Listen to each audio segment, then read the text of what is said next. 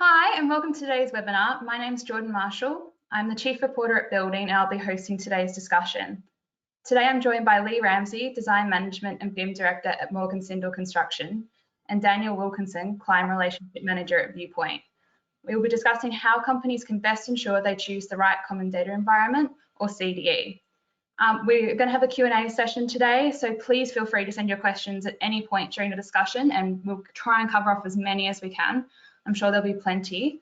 So without further ado, I'm going to hand things over to Daniel, who will start today's presentation. Thank you, Jordan.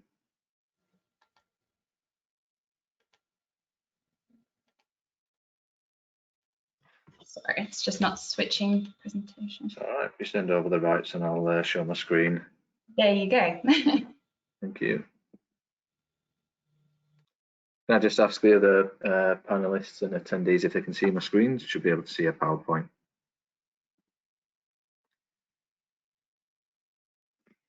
that all on there, guys?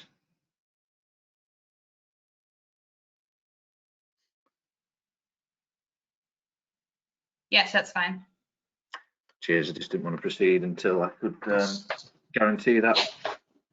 Yes, good morning, everyone. I suppose it's always good to start by thanking you for coming and joining us and taking time out of your day. Hopefully some of the things that myself and especially Lee has got to deliver to you today is going to be insightful and worth your time.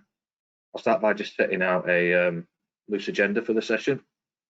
I myself am going to take you through some information about us as a business, about Viewpoint here, mainly in the UK, and then we'll get into the meat of it with Lee, who's joining us from Morgan Sindall. We'll go through the definitions or our understanding of what a CDE is, where it might be required by who.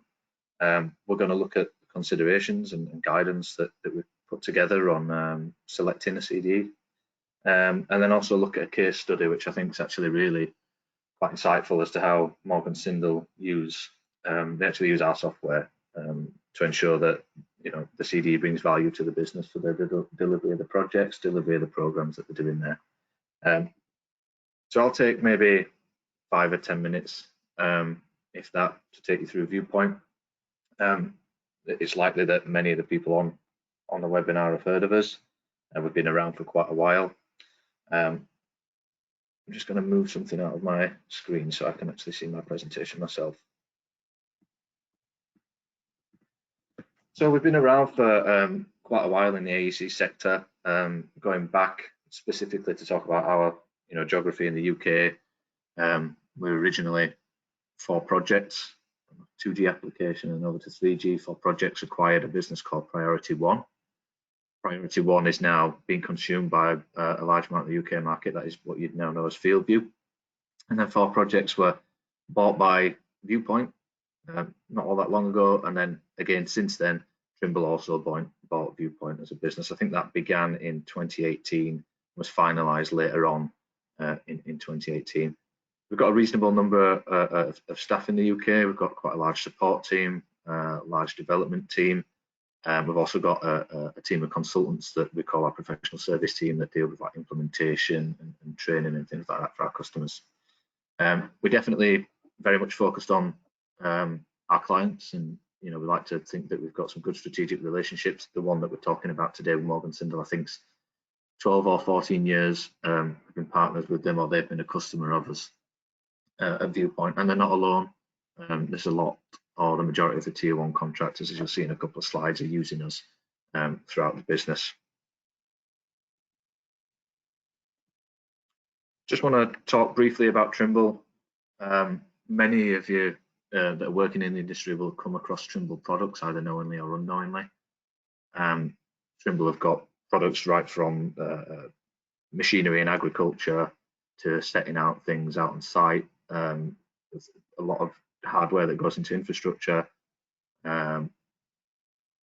intelligent, smart hard hats, some software that you might come across like Tekla, and now obviously also Viewpoint as well.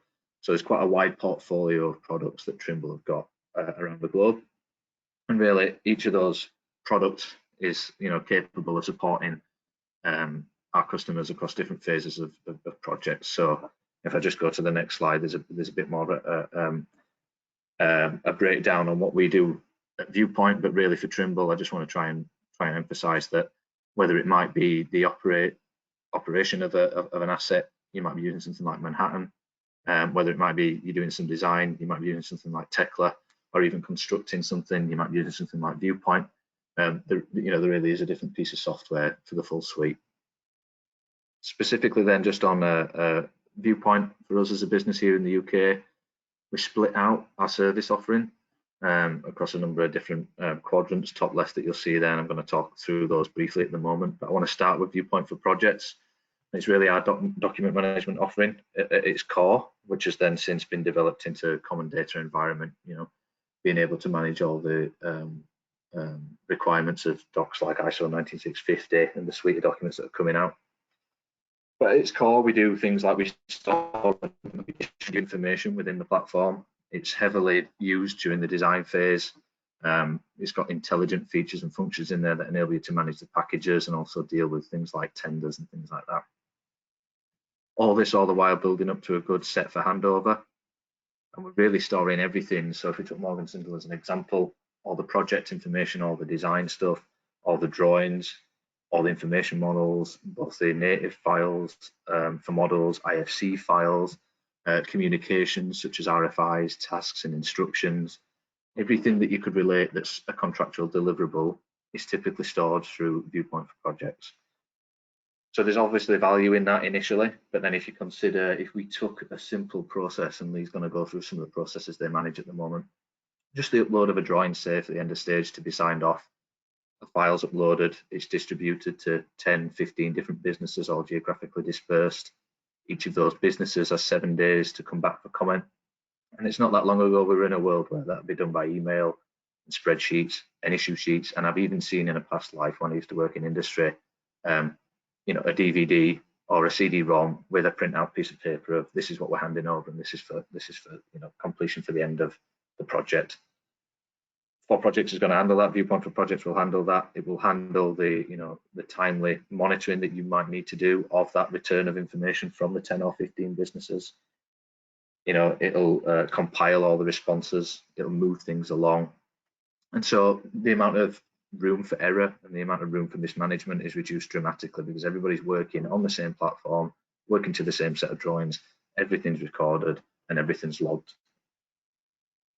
Next to that kind of basic EDMS function, electronic document management function, we've got over time we've developed some features that lent towards what was PAS 1192 or even BS 1192 in 2007. We did some very BIM specific things. So there's features within Viewpoint for Projects today where you can manage the deliverables against an MIDP, or you can even tweak that to be a task information delivery planner. You can look at the completeness of COBie data over time. You can view IFC models up to IFC 4. You can start to slice and interrogate the model, filter through the different families and sets of data in there and highlight objects and look at the COBie completeness, associate the documents that you've already uploaded into Viewpoint for Projects with the information model as well. There's a whole host of things as well that we do with our workflow tool and the status tool as per the standards as you'd expect. And that comes as part of a bolt-on as within the Viewpoint for Projects platform itself. Just a little note, there's a publication that's been released mid this year or late last year to 2019 MBS BIM report. I just want to try and impress upon you Viewpoint for Projects ability and capabilities. It's the most dominant CDE that's out there used in the market at the moment at 41% there. There is other competition out there, there is other platforms there, but we've been the most used for quite some time now, and it's remained that way, as I say, for a while. There are other parts of the software suite that we offer as well. So this would be FieldView. This is what I mentioned earlier, priority 1. FieldView is our mobile data capture tool. A lot of businesses, Morgan Sindall included, use it for snagging, defect management, but then it goes one step further with the form tool, and you can use it for anything from, permits, through to inspections, through to handover. It's essentially got a form engine in it where you can configure any paper-based workflow that you might have into a digital one. So your team will be out on site managing the processes that are outlined there in bold. So quality and assurance, health and safety, delivery, handover, and also maintenance of assets. And all the data captured from the tablets is displayed back to you, giving you, access to the information you need readily through different dashboards and things like that. Once you start to consider that it's a blank canvas that you can create these forms, the world's essentially your oyster. It might be delivery of materials on site with a digital signature, but then, as I say, it could also be somebody that's got a QR code on their arm with a Hotworks permit. Offers a similar sort of value and similar sorts of benefits as Viewpoint for Projects, everything being tracked, everything being stored in one place, manage the communications around things, nothing's lost on paper, nothing's going to be struggled to be filled in on a spreadsheet on a Friday afternoon with photos that's on a camera separate, uploaded on a Monday morning after they've done the site audit on a Friday. It's all done there and then from the tablet. We've won quite a few awards, and I won't dwell on this, but our kind of Oscars, our world that we live in is the Hammers. We've won quite a lot over the past decade. I just want to call out a couple of things that differentiate us from some of our competition. I know we're going to specifically talk about CDEs. The definition of a CDE, and I think I'll let Lee go through a lot of this, but every business that we work with, and I only know this because we do work with all the different businesses, will have a slightly different interpretation.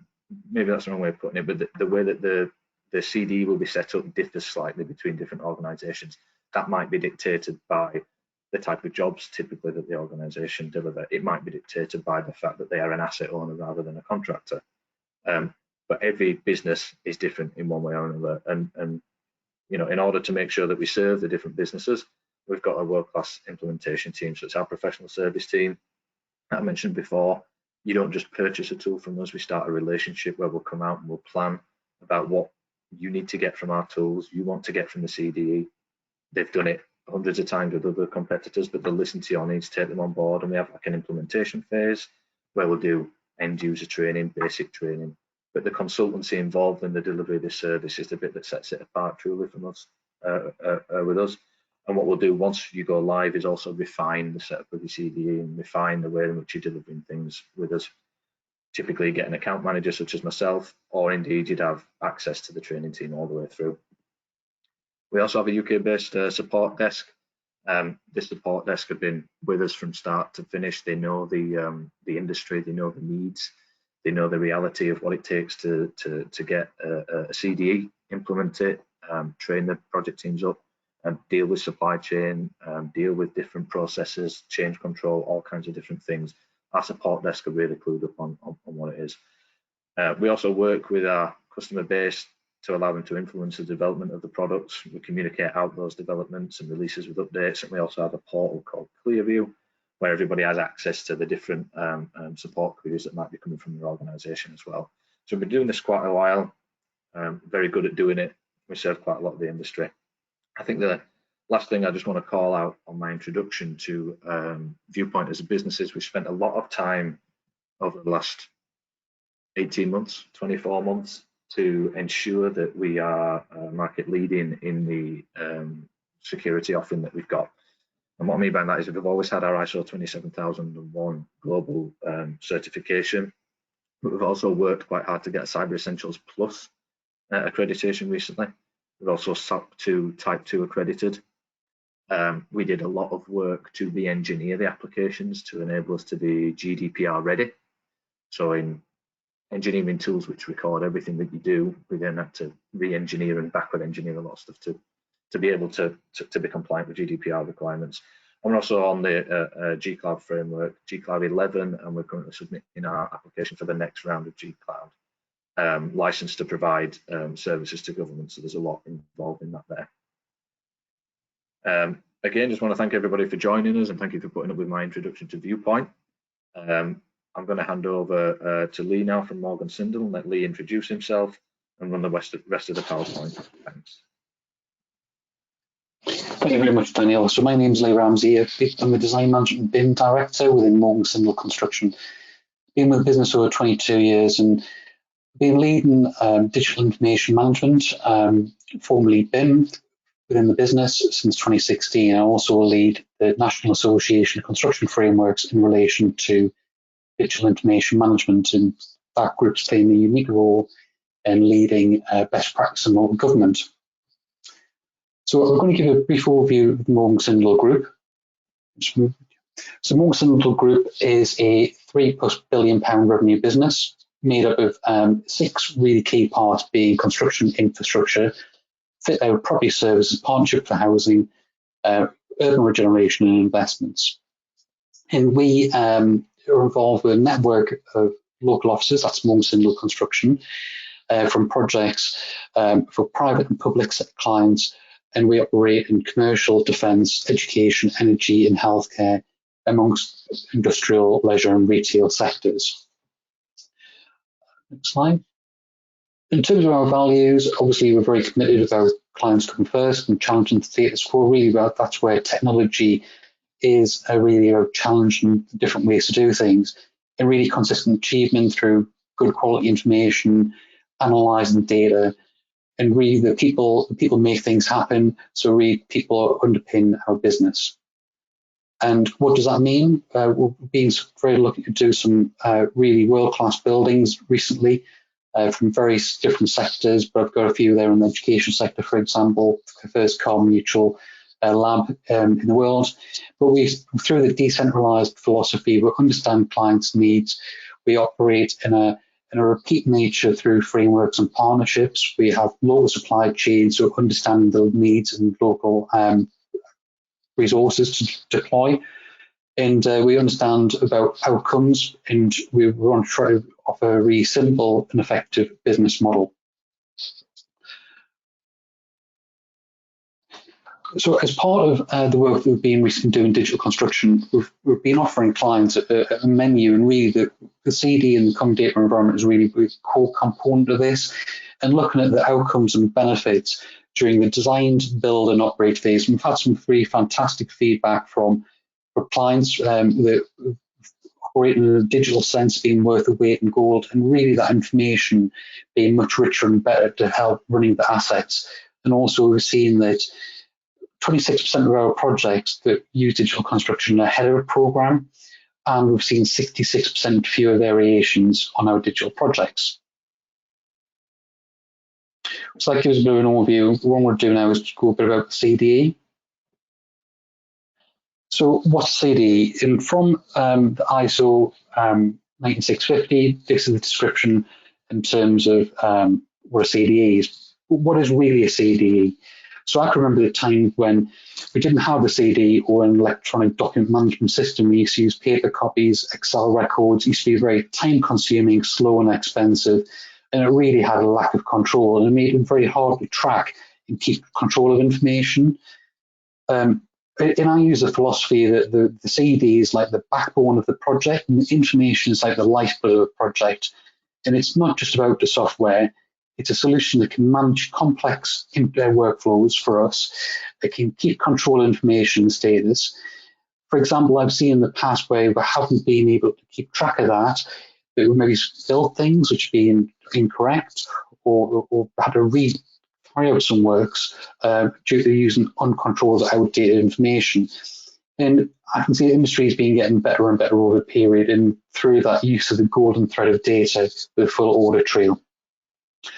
But on the next slide, we're going to cover who would need a CDE. Well, actually, everybody needs a CDE. Now, that CDE might be different depending who you are and where you are in the project. But using the language and the terminology from the ISO 19650, you've got appointed parties, lead appointed parties, and appointed party. Each of their organisations might need their own requirements. Each of them might have a different need and purpose. But the complexity of that may differ depending on the control and the functionality that they need. So today I'm going to be primarily speaking from a tier 1, a contractor, and what we need to make sure that we've got the control and rigour in there. But the biggest challenge I see with CDEs and working with an eco-state of CDEs with all coming together is sometimes the transition of data between the CDEs, going from a folder-based driven solution to a meta-based solution. I see metadata-driven CDEs like Viewpoint a significant step, because it takes advantage of what can be really streamlined, and what the processes are in ISO 19650 can be made much more succinct and shorter. And I'm going to show you some examples of that, of what that might look like. So today I'm going to cover functionalities, infrastructure, accreditations, and service. So to give an example for people who are not familiar with metadata, it's different to a file name. It's the additional information related to that container using ISO 9650 language, aka drawing or specification or some sort of material. Meta-driven approach can really help in workflows in the status of information and simplify the status codes to make them a lot more streamlined. Viewpoint has got a really smart solution that reduces the manual data inputted when you upload files and recognize them files. Additional metadata can be used to search and filter, and when you download information for any reason, that metadata gets automatically bound to that file. So with that metadata that's applied, what we can do is look at the dashboards and reports. And in terms of dashboards and reports, you can really see very clearly where information is in a workflow and the status. It can be used for requests for information. It can be used for reviewing and commenting upon information and approvals. And it really identifies where the log jams are. So for example, you can see who hasn't reviewed what and by when. And it helps to timely release information. And going back to the previous analogy, this is like the lifeblood of a project. And you can see if that blood is going around your project in time into the right place. And this prevents delays on projects. Design information delays is one of the primary reasons in the construction industry for late handover. And this really helps making sure you get the right information to the right point at the right time. And this can happen at any point of the project, from estimating, planning, and delivery. But the powerful workflows on the next slide. This is an example of a powerful end workflow engine that Viewpoint have. And it really has aided design management over the years. It's helped by using breaking down complex processes that would normally be used in time-consuming Excel spreadsheets, trying to understand where the information is. And with these flexible and adaptable workflows, it can be configured for any project, any size, and any client requirements. The metadata can be assigned after a workflow to help reduce and simplify some of the status codes that we have in many standards. It also means that they can help shortcut the system and use and track unstatused information. So there's a very clear audit route. One interesting function of Viewpoint is a burn-in functionality. So when you have multiple comments from various different parties on one bit of information, the lead reviewer can either accept or reject those comments and burn them in to the final document to provide one coordinated document instead of multiple documents with various different comments. However, that audit trail is not lost. It's there to be maintained throughout in the archive, and it's there forevermore. This prevents dispersed comments over a set of containers or set of files. In terms of the naming convention, this is something that's been around for many years, but really only ever been implemented, I would say, in the last few years. BS 1192, as it was created in 2007. There was also a precursor version of that, but was never really used. And only around sort of 10 years ago, it's been really properly used. It can be problematic to implement because everybody wants to use their own job or company job number. That doesn't help a customer or somebody who's going to operate the building at the end of a project where you've got multiple different numbers, multiple different formats, and nobody knows what information relates to what project. So this solution really drives consistent numbering, but also has the flexibility and adaptability to be used with different client requirements. And it can contain free fields or drop-down lists to really drive people to enter the right file format, and also remove the opportunities to people to enter in the incorrect file format depending on the author. So taking that a step further into some of the functionality, which I believe is key, is about the view and markup of information. As discussed, there's a burn-in functionality, which is really powerful. There's inbuilt viewers, so you don't need the authoring software to view files. Not everybody has and paid for authoring software. So this viewing tool and content tool is really advantageous. So everybody's using the same type, same format to get access. In terms of infrastructure, we are seeing the data residency becoming more important. More and more clients are asking for data as a minimum to be EU-based, and that's likely only going to increase with Brexit. So the resilience and accessibility of information is an important consideration because we want people to access it quickly and effectively and without needing to print it. So more and more become more tablet-based solutions where you can take information on site without printing. And as information becomes richer, file sizes have increased over the years as well. So we need something that can access complicated and large files readily and easily for users and deal with the various scale and complexities of different contract types.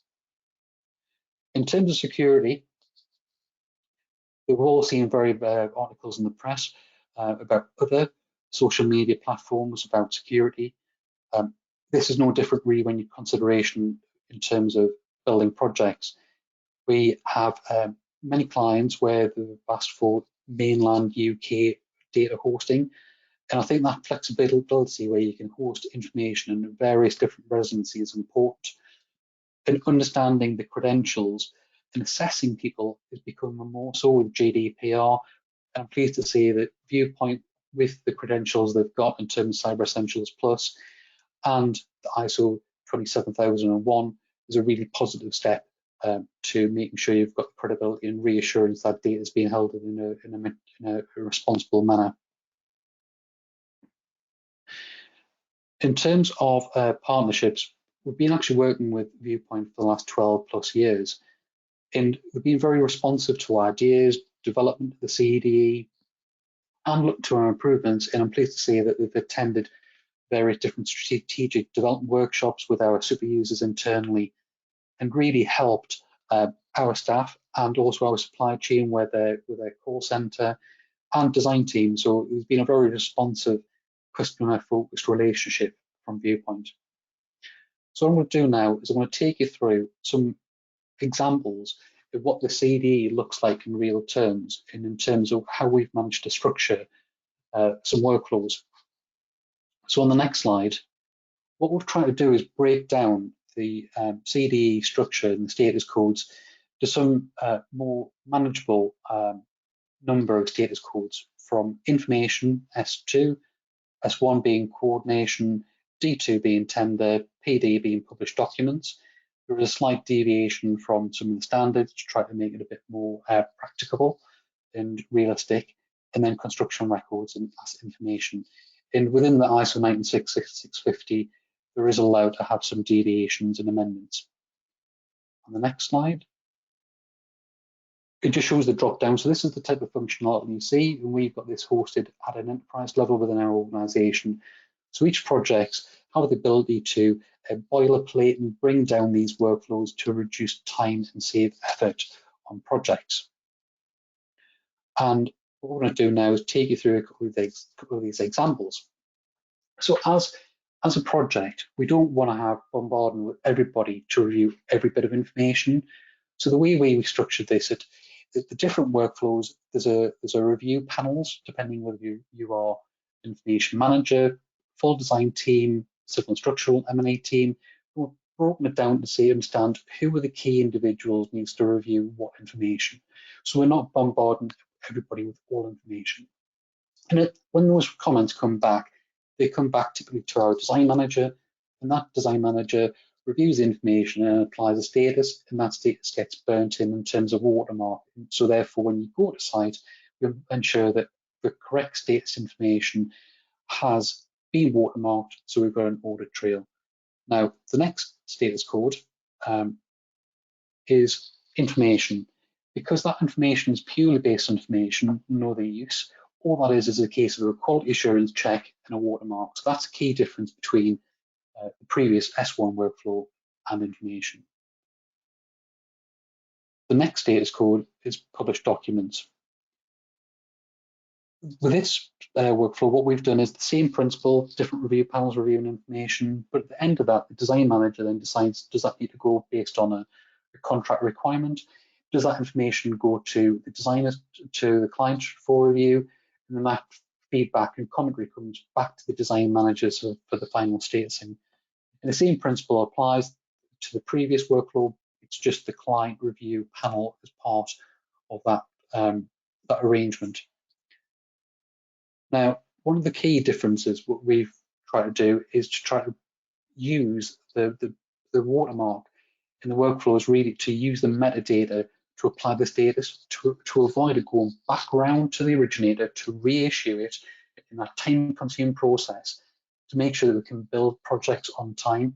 So with the use of metadata, we've managed to streamline and shortcut the process by applying the metadata.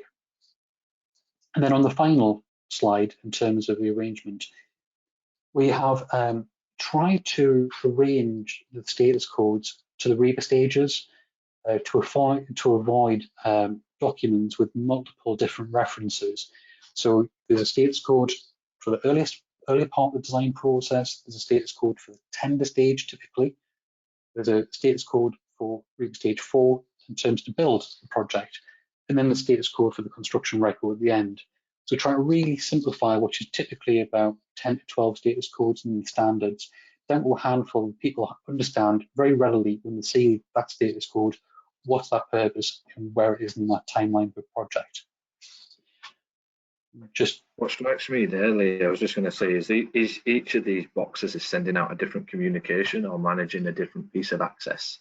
So there's the the tool needs to be functionally rich enough that it can manage such a volume of, and although this can look quite busy, it's doing some fundamental things, which is swallowing information up, sending out the emails, tracking the comments that are coming back in, and then distributing it further. But when I talked earlier about our implementation team, this is a developed understanding of what the standard actually dictates, but then also interpreting that into reality. And you would always need an application or a tool like ours that can manage something that way, because as you know, the different types of contracts or different types of job, the security permissions might dictate that you need to be tighter in some areas, or it can be completely open book and completely collaborative. But without something that can actually manage something to that level, you don't necessarily get the same amount of value from the standard, from the CDE. What I was thinking as I was looking at this slide in particular. Yeah, totally agree with that. So that gives a bit of an overview of how we've managed to bring the status codes, which are a specifically challenging area of the common data environment, into reality. So thank you very much for your time. And Dan, do you want to? Yeah, I suppose I just wanted to say that, we looked at 4 areas functionally, what it can do for you, where it's stored, the backbone of it. You need to make sure that you're in bed with a decent company with good values that will provide the service, something that's secure, and something that's set up physically to manage the needs of your business. I've got a closing slide with some contact details for myself and Lee on there. And I think that concludes really what we wanted to get across. Yes, I'm just going to stop sharing the screen for right now, but I'll pop those contact details back up at the end of the Q&A as well. Okay. So I'm just going to do that now.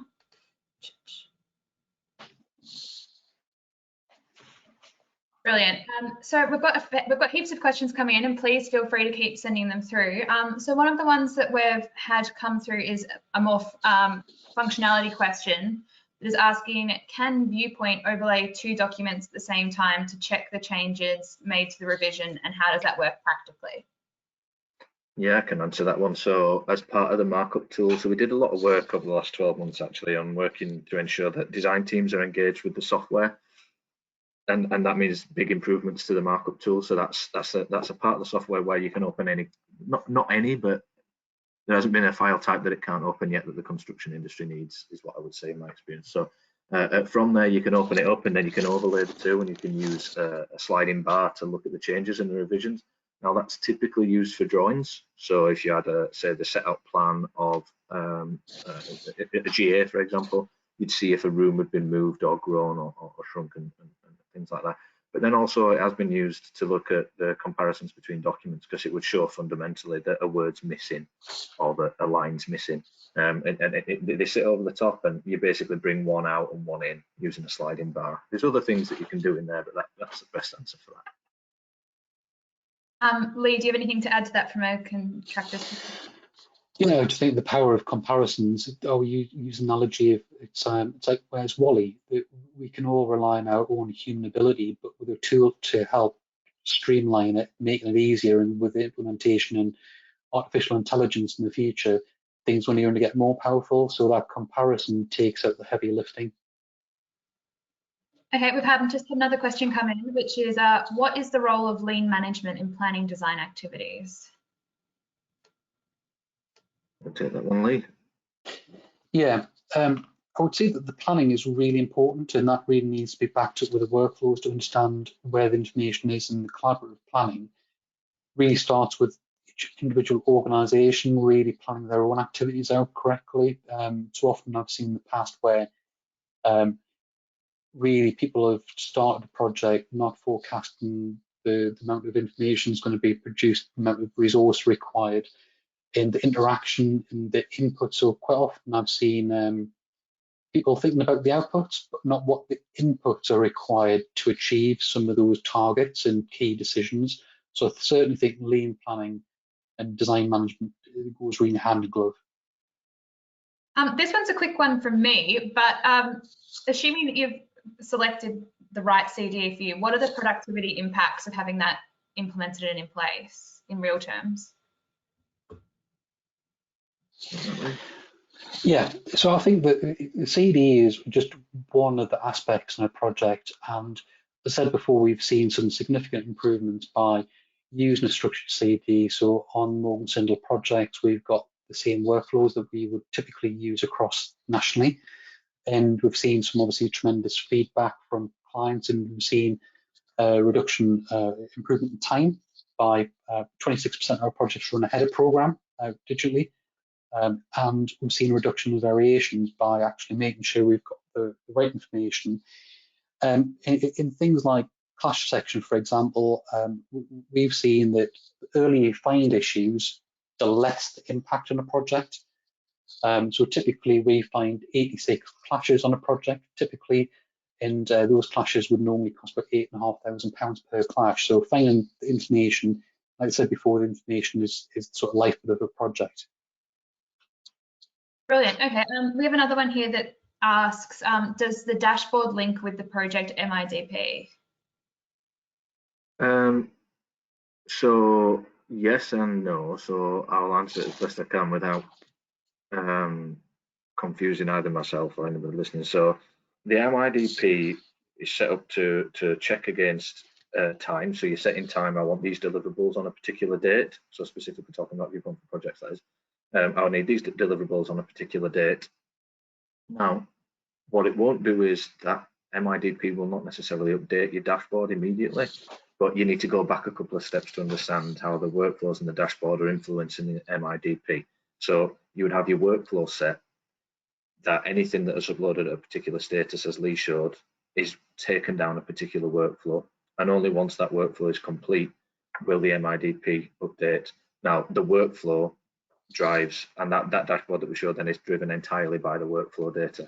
So if you were to be, you know, if you really got into the weeds, not necessarily will it update the two, but actually, if the project's been set up in a way, you know, the tool's malleable enough to work for different scenarios, and this MIDP challenge with shared information is exactly one of them. It will. So your workflow, you should have your Viewpoint for project site set up knowing that anything uploaded at a particular status is going down the relevant workflow, and that dashboard is only ever going to show you the reality of that workflow. And your MIDP is only ever going to be updated once things have gone through the workflows. Okay, we have another one here. What is the equivalent of issue sheets? So I mean, I didn't. What I realised as I started was I didn't actually introduce myself. I used to work for Turner, consultancy called Turner Townsend, and I've worked as an we offered an information management service to various types of projects and businesses. And as part of that information management role, I got involved in things like document control. And I have first-hand experience as somebody who's only been in construction for 6 or 7 years now, of being handed over a CD, a disc, and then an A4 sheet, which was, these are the drawings which we've issued. It's like a drawing register. And what I was trying to convey earlier in the presentation is there's no need for that anymore, because there's lots of areas in which you could open yourself up to errors in working that way. I don't know about you, Lee, do you still use issue sheets? Well, the transmittal part of your software, because there's automatic transmittals on the actual receiving status at the end of the workflow. So those will have notifications by either email and on the platform. So that's how information would be confirmed to people. Yeah. It's like a list of what you've handed over. So we have this question that's come in, which asks, what are the decision-making factors to consider when it comes to establishing the CDE and selecting fit-for-purpose tools for this? I don't know if you can answer that, Lee. Yeah, so we've got a 3-page, 150 item list of items we would normally look for in terms of a CDE, because it isn't just about the standards, it's about other things around it, like RFIs, accessing information that would be over and above. So really, it's quite extensive, and there are different solutions out there, and depending on your needs for a company or a party, depends on which one you would select. So obviously, in the simplest level, you could use something like SharePoint in the simplest level, but that would need a lot more manual control and would have certain limitations. I think that's where Viewpoint has a lot of really lot going for them, because it's very powerful, and certainly for contractors and parties, it's a lot of automation in there. And that list that Morgan Sindall have, you know, that as a business they're not alone in that, you know, and the list covers things like functional requirements, as we went through before, but it also covers the contextual parts that Lee's alluding to there. Once, you know, I know we offer a good solution, so I can say this confidently. You'll only get out of it what you put in and what you set out into any system that you procure, and therefore you need to know what you want from it, not just a tick box. It's not just a tick boxing thing to meet the standard. It's about bringing value. Once you know what value you want to get out, once you know what you want to achieve, then you can go out to market. Brilliant. Okay. Another question that we've had is, how did you go about defining the workflows with the process experts? Yeah, that was in terms of the processes. So we spent a lot of time and effort developing the processes and looking how it works. So we've got a number of different document controllers in business, around about 35 different document controllers. So we gathered the various different knowledges around the business. We've got 8 design management leaders. So I had a full workshop over a number of years trying to understand how everybody's been working and refine that into a consistent method, and looking at how we can really simplify some of the standards to make sure it's really practical, because if information takes too long to get through some of these workflows, people will automatically look to shortcut them and could build information that hasn't been approved. So it's been a balance between keeping with the spirit of the standards, but also making something that's workable for industry. I assume that's what industry wants to hear. That's workable for them. Another question that we've had is there information exchange and information flow KPIs? Yeah, so with the dashboards, we can see very quickly where the log jams are, and we have a certain amount of time for each party to review and comment upon, which is obviously agreed part of their contracts or ways of working at the beginning of a project. And then every design team meeting or every project review meeting, we would then review where projects are and if there's any trends for people who are potentially delaying projects, or understand whether do they need more help and support. Is it a knowledge thing that they're really struggling with?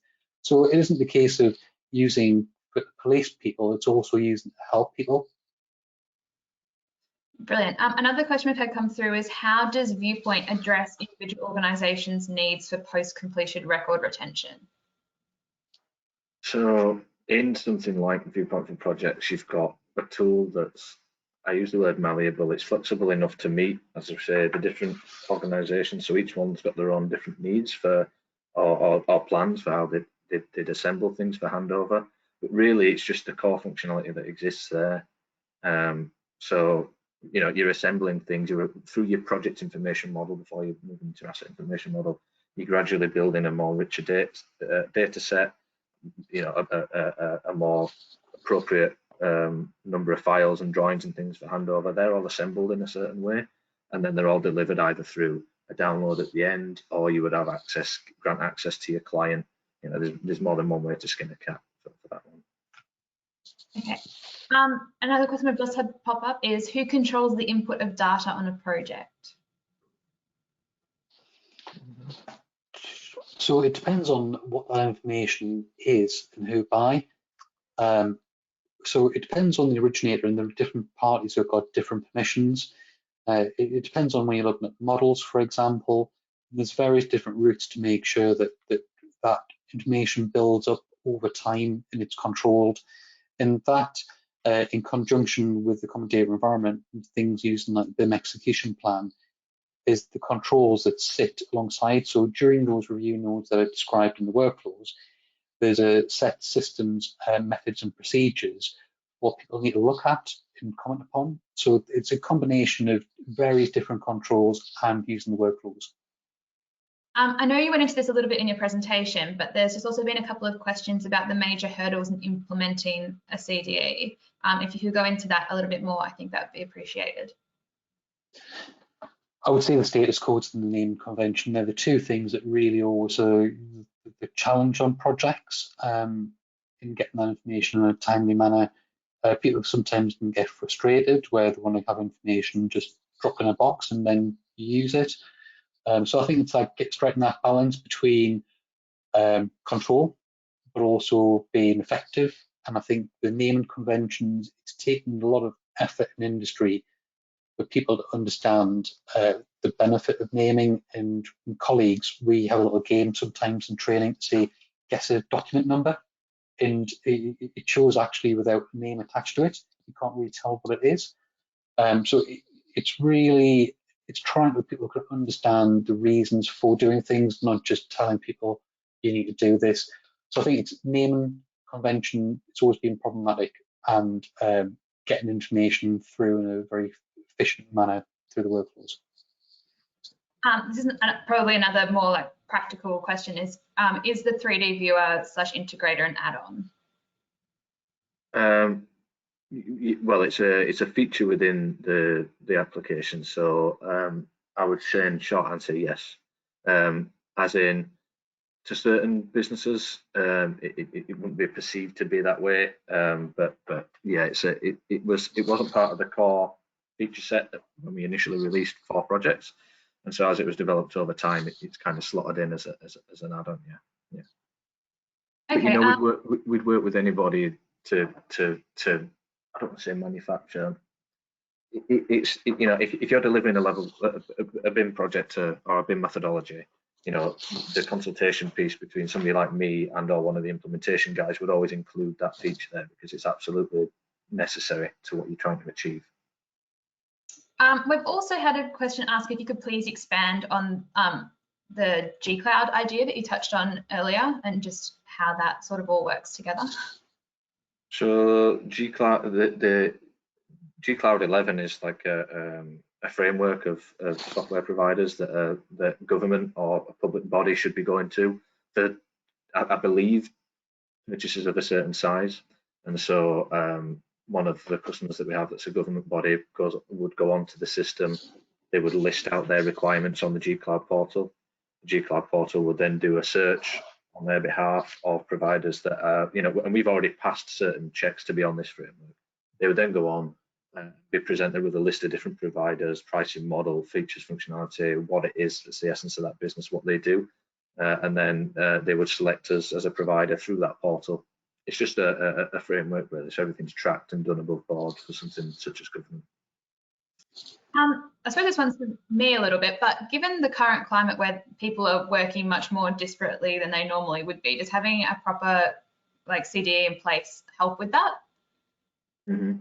I just want to say that we have the ability to track data our side, and during lockdown, even when lockdown went to its most extreme, it was at its most severe, even though the industry didn't fully stop, everything did slow down dramatically. Nobody can argue with that.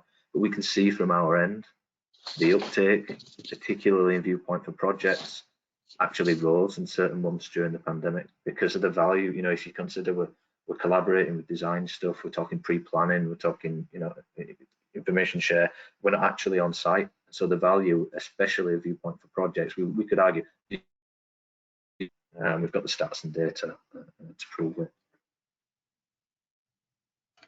Lee, from a practical sense, did you find that to be the case? Yeah, definitely. I think that using the different forms of communication has been really effective.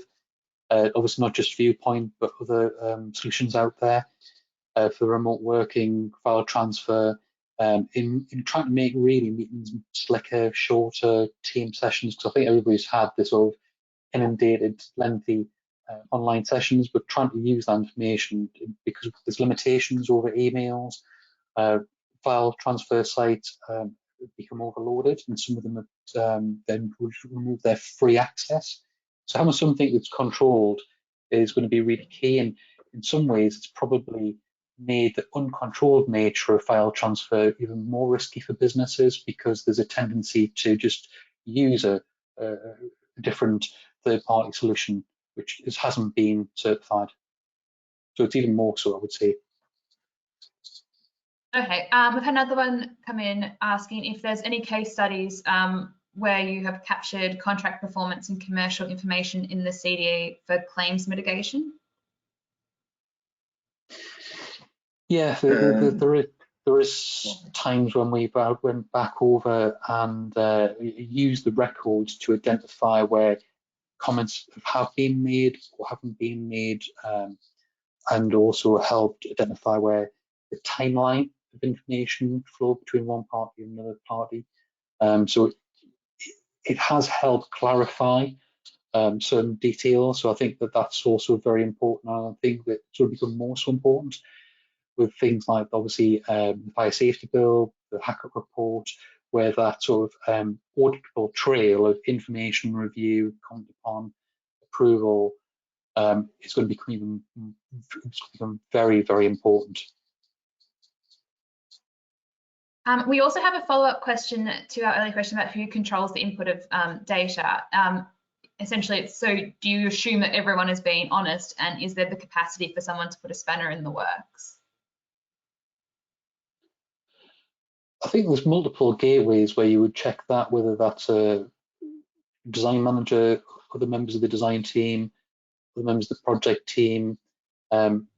These days with information, it's become even more transparent where things haven't went well or somebody hasn't been doing things. So if you could use the knowledge of when you hand over a project, typically used to give a whole lever or files of information, then quite often you could have incorrect information there, but now with power of information, you can really see exceptionally quickly where things have been going well and not so well. So I think that that's just our digital nature. There's positives and there's also challenges with that way of working. There was another question here asking if Viewpoint's been deployed to a developer office with the team under one roof and what the experience was like. Absolutely, yeah. So I suppose I can't really comment on what their experience was like, other than I would only ever say a positive one. But yeah, I mean, we work with housing contractors, we work with specialist painters, decorators, dry lining specialists, developers, especially in and around London. I look after a number of customers, and I can think of 2 developers that use us as an enterprise, as a go-to solution. Straight off the top of my head, there are some bigger ones that I know my colleagues work with as well. It has advantages to working under one house and internally, but then its real value comes at the moment where you need to issue something outside. I would say, there's a place for things like Microsoft Teams, and there's a place for other applications to do some of your internal stuff or your work in progress stuff, you could say. But then, something like Viewpoint comes into its own when as you described before about the quality of information coming in, or people putting spanners in the works, to use that phrase. The controls that you'd implement and set up on our CDE would, negate the worry or risk around that. And that's where the value comes. So yes, we have it where everything's developed under one roof, absolutely. But really, we sit in that space where once you need to disperse that out to either your client who's not based on site, or a designer that's based in New York, that's when Viewpoint comes into its own. We've also had another follow-up question on the post-completion record retention stuff so they've said thank you very much for your response, but they were just hoping you might be able to go into a bit more detail about longer term retention. So when records have to be retained for up to 15 plus years, how does the platform support that? Well, the latest instance of the software, third generation, has been around for I think 13 years itself, maybe longer. It's quite surprising, coming from industry, I didn't realize the technology that was there. We enable customers like Morgan Sindall to have an infinite amount of storage space with us, or as much as they need. And the way that data set grows is completely manageable, and the technology is there that we're not anywhere near capacity, nor will we ever be. We have data sharing agreements throughout the contract with any customer that will store data indefinitely. Say that relationship came to an end, we'd come to an agreement then as to what happens, whether we store it indefinitely and have it as read-only, or provide you with like a simple download of the data. But we're set up, and we're in this for the long run, so we realise now that customers are uploading and working on information that they're going to be liable for this 12 years and different things, which Lee will know a lot more about than I do, because I'm not that side of the fence. But we're absolutely set up with a view that this relationship will exist and happen for decades to come. Lee mentioned the Hackett report again, and to talk about the case study of litigation, I know another tier 1 contractor is going around the CDE now, checking for the quality of cladding and checking that it's the right type of cladding, and there's CRS forms or CRS1 or something that they need to go and prove that all this has happened. We've stored Morgan Sindall's information, for example, for the last 12 plus years, and it is still there, and it will continue to still be there. Okay, we've got a couple of minutes, so I might try and squeeze in one more question. How often do you find multiple CDEs on a project, and how do you deal with broken audit trails or multiple CDEs? So I would say that's a very difficult one, and I think that was probably one of the other challenges I did mention before. It's that sort of, I think industry really could do with some common protocols between CDEs. Therefore, there would be interoperability between different CDEs, and I think that's something that would be really beneficial for industry. And it can be a very manual task going from, especially a metadata-driven one, to a folder-driven solution. In that configuration of that metadata might be within a folder instead of being attached to a file container. So there's no simple answer to it. It can be quite complicated, and it might mean manual work or building an API link. Okay, well, there's one more that's just popped in, which says, when BIM level 2 is required, which member of the design team is best placed to host the BIM data and perform the role of information manager, particularly if the main contractor is unable or unwilling to take on the hosting of the information role?